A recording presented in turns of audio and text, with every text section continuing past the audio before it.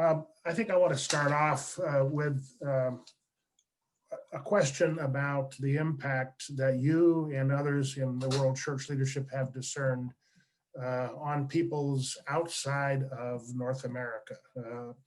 Because I think in this season, we typically are so focused, political season, particularly on what's harming us so much. And you hear a lot about the hurricanes and the wildfires in the West and so on. What do you know, or what can you share with us about the impacts that are affecting our church members in other parts of the world?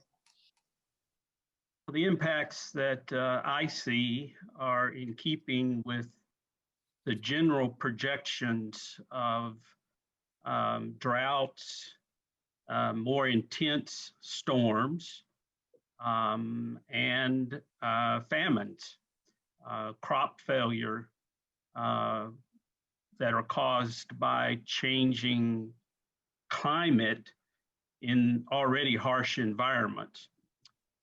So the impacts are very real to them, even in terms of their daily existence.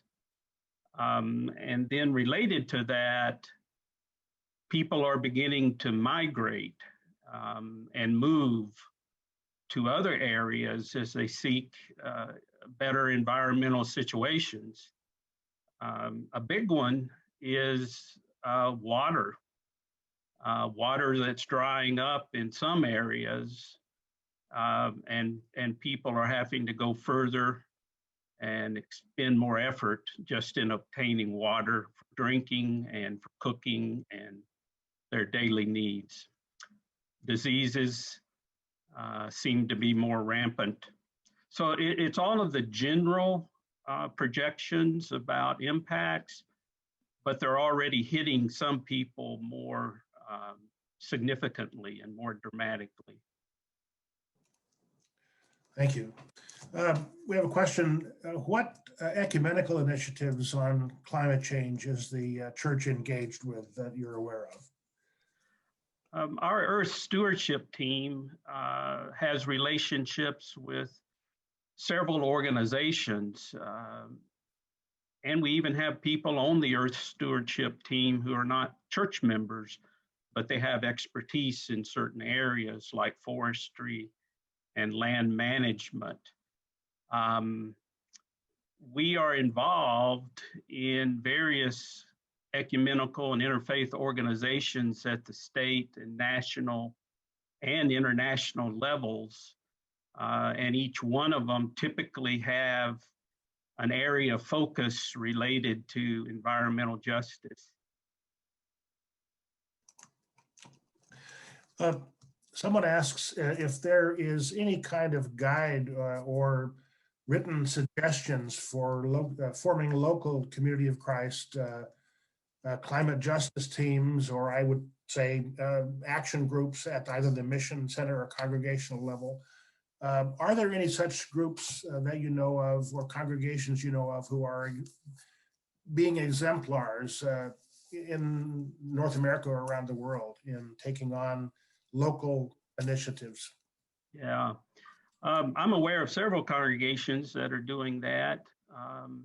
Apple Valley, Minnesota stands out with its rain garden.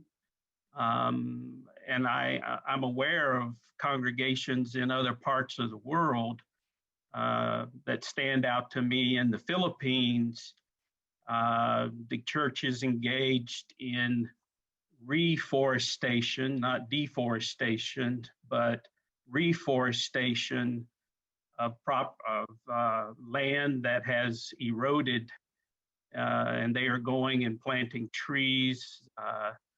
They're also developing natural fertilizers that are not as polluting to the environment. So around the world, there are initiatives. I'm not aware of any particular guidelines other than the guidelines that are available in general to climate action organizations. Some members of the North American Climate Justice Team may have some ideas. And in fact, the North America Climate Justice Team is an example of what we're talking about. That's a member-led initiative that is already having a significant impact. So maybe some members of the team have some ideas. Yeah, Rod, as you know, and other members of the team know, we're building resource information on the website that was referenced earlier. Rod, could you talk a little bit about the way in which we're developing that resource material and how it might be useful for congregations and individuals looking to join other actions that are available? Sure, gladly. I've just put on the chat again. Okay. Yes, the actual web address. So anyone that wants to pick it off from there, you've got it, and it won't disappear from your screen. So we do have that website. Yeah, on that website, there is, first of all, a section to register, and I'll comment on the upcoming series later. But this is a year-long series, so we're just getting started. And yeah, I'm very excited about some of the things that will be coming up. On that website, there is already an action section. It's pretty elementary right now, but give us another week or so, and we'll have it fleshed out for those who are saying, well, what do I actually do? Our stewardship committee already has a list of things, and we'll cross-reference that, because sometimes you get in the World Church website and it can be hard to find stuff, but we'll make sure that you're aware of that as well. Final thing I'll say is this notion of ongoing smaller groups that will continue delving with climate change, perhaps regionally based. We're actually our committee is actually in discussion about forming that at the end of this series for those who are really committed and want to continue with that. So be on the lookout for that as well. There's a question about another impact of our climate crisis having to do with rising sea levels and the potential impact, particularly on populated areas, most of which are in fact in close proximity to the sea. And the question is, are you aware, Steve, or are others aware of particular congregations or areas of the church that are being impacted again, more significantly by sea level rising? Susan raised her hand. Steve, we'll give you a break and tell you while you collect your thoughts. Steve may have a more complete answer than I do, but I witnessed the difficulties experienced in the Pacific Island nations when I was the apostle there. I visited coral atolls whose highest elevation was only 3 or 4 feet above sea level. And villages were built right down to the high water mark. And in French Polynesia, the residents told me that they have witnessed year by year the encroachment of the sea on their beaches and the water rising higher and higher. About 25 years ago, the French Polynesian government began noticing the problems and began creating a plan for moving whole communities off of their islands and onto volcanic islands that were more mountainous, that had higher elevations. And that process is already in place. We have congregations, actually atolls where we are the only denomination that have already begun the process of moving to other islands. And there will be a time when some of those will be completely uninhabitable, even on their highest point of 4 feet above sea level. So I just wanted to let you know I have seen that. They're experiencing difficulties in Fiji. with flooding from the sea, not from, also from rain, but also from the sea. And there have been times when the combination of seawater and rain has actually inundated the gardens of the governor. So it's reaching into the inner part of the city.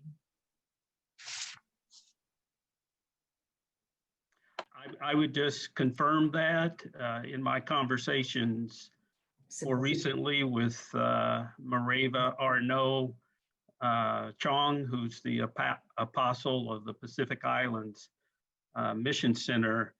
It's a serious concern as they're beginning, as Susan said, to mark the water rises and think about the future. So I would just confirm everything that Susan has lifted up.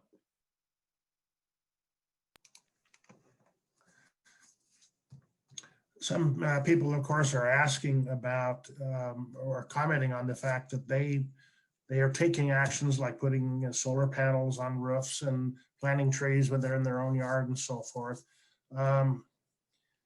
And whether those kinds of more direct initiatives are things that are an appropriate area for church to give direction on, or whether it's something which is left to people to discern locally in relation to the resources and the advice that they receive. Can you comment, Steve, on what's the church's role in giving direction to specific actions of that sort? Well, I think the church's role is to continue to share information with people, ideas, and networks that people can be a part of to gain information. It's very hard to direct the church to do anything. So, but we can certainly share information. And the Earth Stewardship team, one of the objectives of the Earth Stewardship team is to continue to provide that kind of information to people. Actions as simple as switching off lights where they're not needed have an impact. Recycling has an impact. It's all interrelated.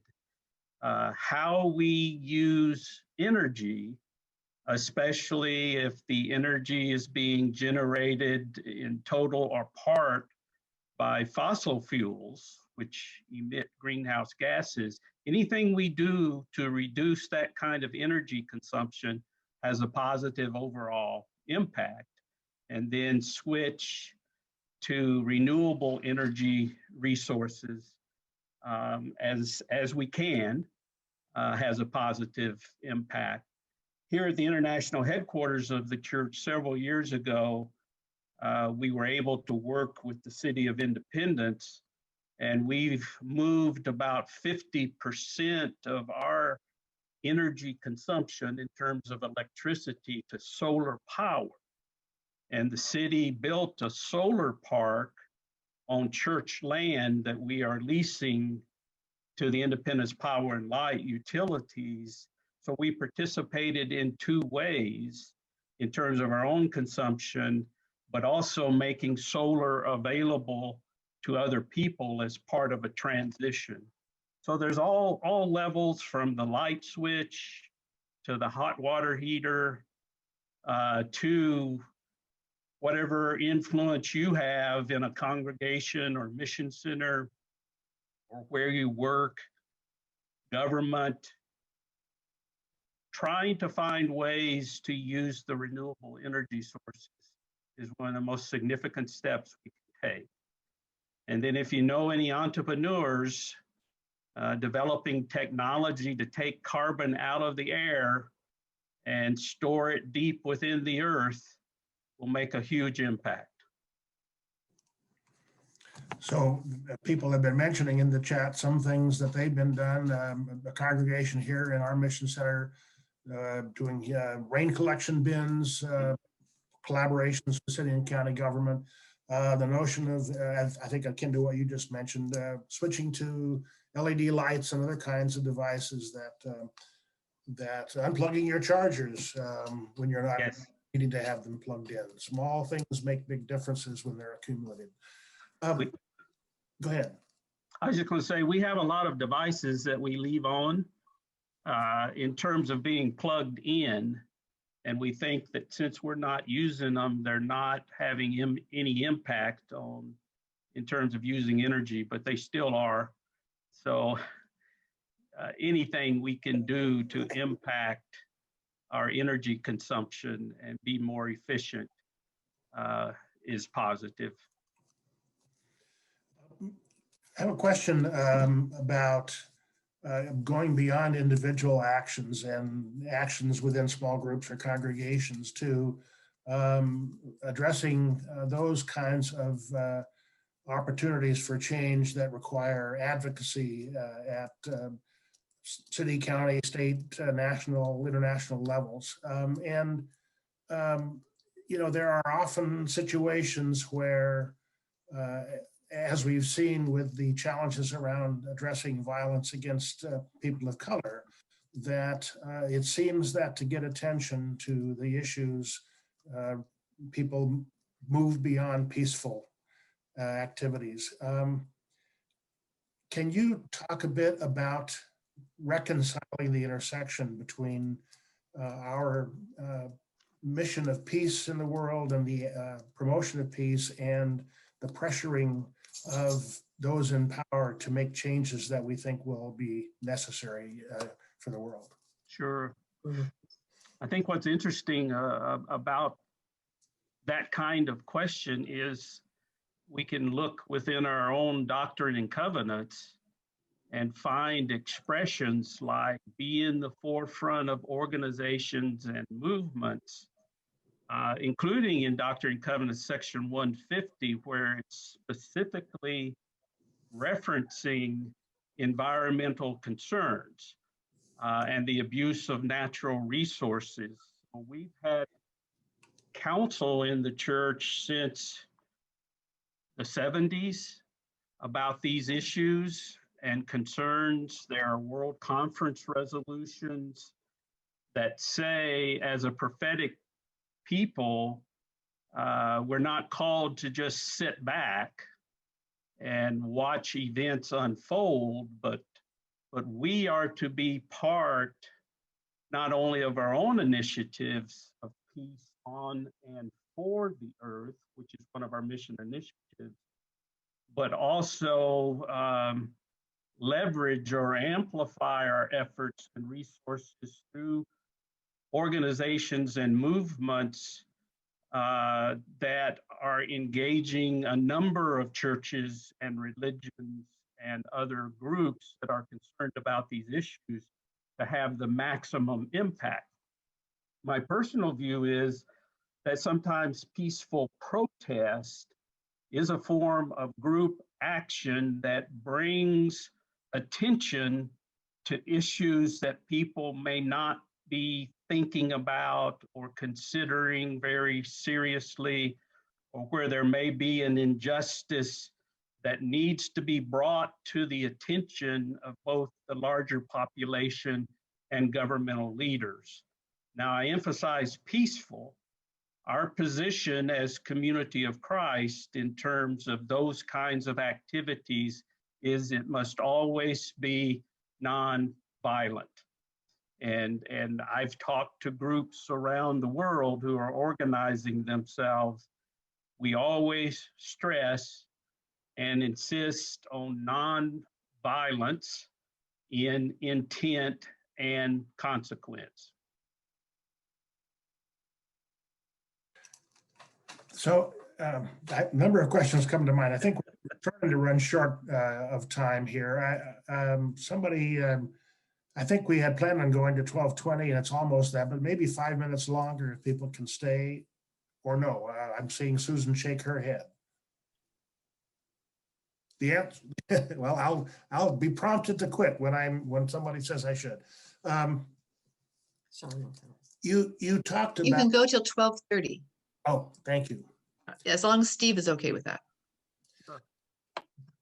There are a number of questions being raised about particular strategies. Electric cars, are there pluses and minuses and so on? And I think what I'll do is simply refer people to continue looking at the web page that we're creating and other web pages that we might point people to for more detailed answers on things of that nature, strategies and their sort of their payoffs in terms of carbon emissions and so on. I wanted to bring you back to your comment about the intersection between the climate crisis and other kinds of crises. You mentioned the likelihood of increased numbers of pandemics of a global or high scale nature. Are there other areas like that that you see really being closely connected with the challenges or the impacts of climate that we may not be fully aware of?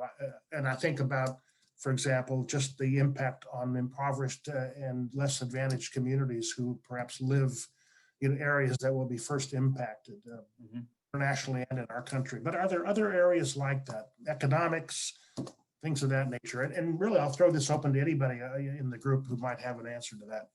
Yeah.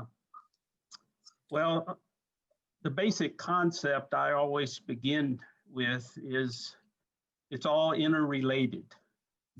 So it's not in individual categories that we can talk about certain issues like poverty, climate change, government, so forth. It all has impact in webs of interrelatedness. But to give you an example, in terms of populations that are dependent on fisheries, seafood, aquaculture, so forth, part of the climate change due to global warming impact includes the acidification of the ocean waters. Now, most of the marine life is in a fairly narrow band out from the shore where most of it lives. And as this acidification occurs and species of sea life are lost, the primary food source and perhaps economic engine of particular areas of the world begin to suffer. The coral begins to die. All parts of the ecosystem have a negative impact. If adjustment can occur, nature will try to do that, but sometimes nature can't adjust fast enough. So that's an example of the kind of thing I think you're talking about. And I know others would have examples from their own studies. Rod, or did you have a comment you wanted to add? Yes, and President Veazey's answer, yes. I mean, 70% of the earth is water. So that's a tremendous impact. So great example. Another one in a completely different domain is what is called a threat multiplier. That is, and I'll use the specific example of Darfur, Sudan, which, as you will recall, exploded into violence, and there was the Janjaweed and genocidal dynamics, and hundreds of thousands of people killed and millions. That's in this sub-Saharan area. And even back then, it was recognized that climate change was already having an impact. It was squeezing these communities together tighter and tighter, and so these conflicts were more likely to erupt and be of greater severity. As well, most of that band is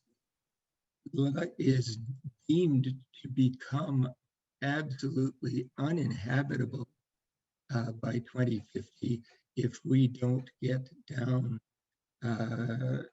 these levels of CO2.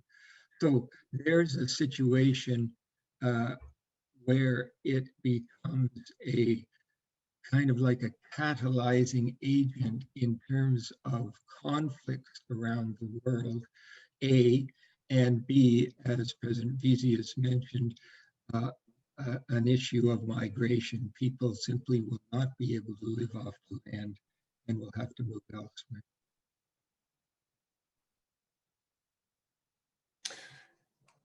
Anyone else from the team wants to respond to that?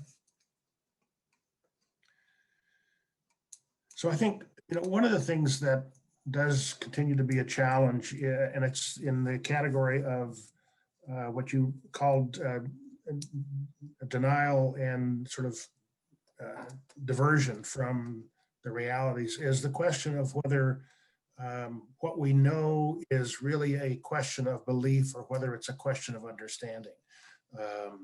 Can you comment, Steve, on how to deal with the issue of distinguishing between those things which are a matter of faith and those things which are a matter of science and scientific methodology? Yeah.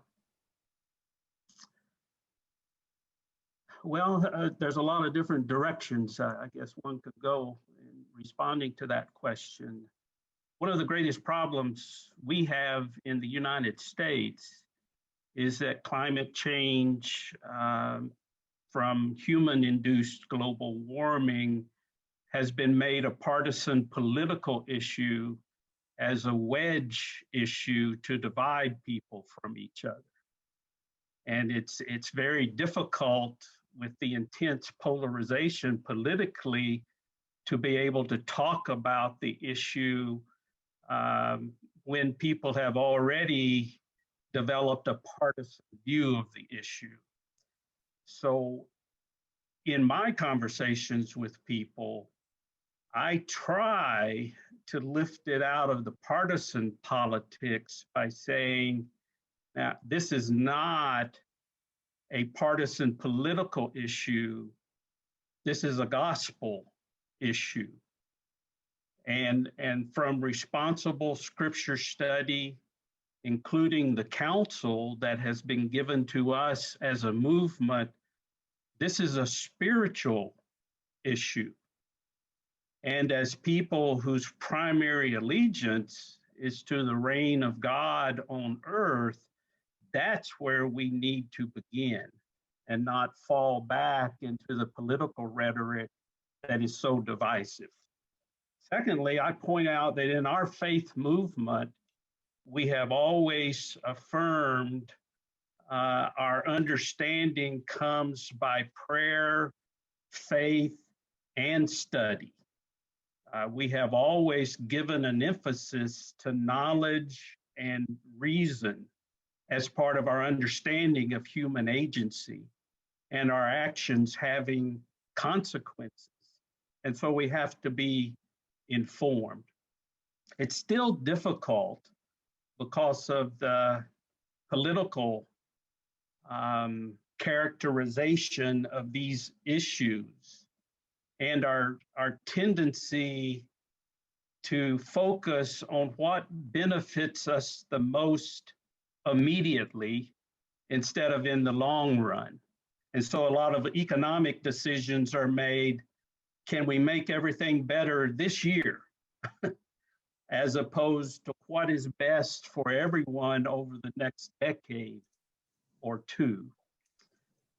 So I eventually present people with information such as the IPCC report because it's not from any one nation. It's the accumulation of climate research from around the world. I can say from my travels in other nations that there are nations of the world that are much more accepting of such information and are taking significant steps to do their part. to alleviate these concerns.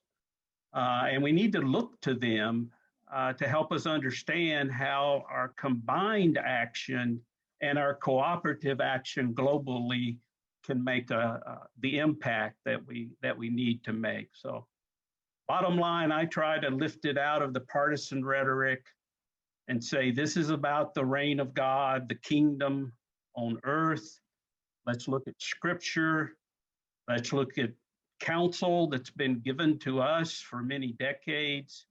And let's look at the facts. Let's look at the knowledge, and let's pray for guidance. And so that combining of information with spirituality is the way I try to approach it. So I think we're just about at our time. There were a couple of questions that I'm just going to mention and say I think they're things for future conversation, but they were questions about the church's own investment policy, given its financial requirements and needs, and the difficult choices in investment. And I will just say, as a member of the World Church Finance Board, that I know those questions are being discussed and are challenging questions. I was just going to say, I can answer that one quickly. All right. We have significant social investing screens in place. A lot of work has been done on that. Steve, thanking you so much for stepping in so quickly and giving us a live presentation, and for being available to respond to these questions. Thank you. Sure.